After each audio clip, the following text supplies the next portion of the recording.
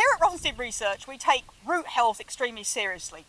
The Take-All team is working on a devastating disease which affects second wheat and also barley crops globally.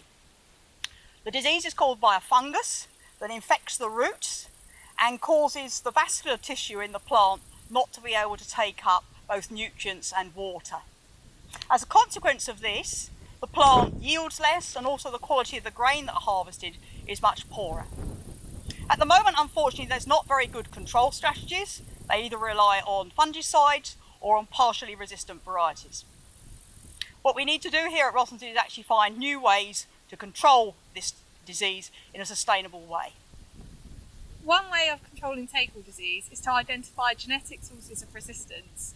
Using naturally resistant varieties is an excellent management strategy, requiring no chemical input, being affordable and sustainable. However, no sources of genetic resistance have been found in commercially grown hexaploid wheats, and so the search for resistance widens to the closely related species of wheat. Triticum monococcum is an ancestral wheat relative, possessing many genes that may have been bred out of wheat through many years of cultivation. Screening of Triticum monococcum accessions here at Rothamsted has identified several resistant lines. It is possible to transfer resistance from species like this into cultivated wheat varieties using methods of plant crossing, and one resistant line has already been successfully introgressed into a wheat background. Another source of resistance being investigated here at Rothamsted is rye. It is thought to contain some tissue-based resistance but also demonstrate a phenotype of rerooting. Rerooting refers to a plant's ability to shoot out new healthy roots in response to disease contact, allowing rye to escape severe disease infection. Another way that we're trying to control Take-All disease is by exploiting the natural diversity of microbes, that is, the bacteria and fungi which live in the wheat roots and the surrounding soil, many of which can inhibit the Take-All disease.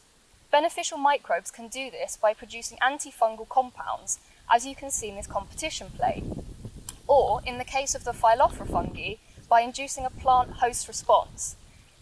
This defence response makes it much more difficult for the Take-All fungus to infect.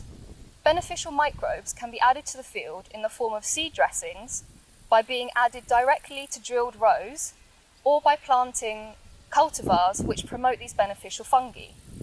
This could provide an environmentally friendly alternative to chemical control.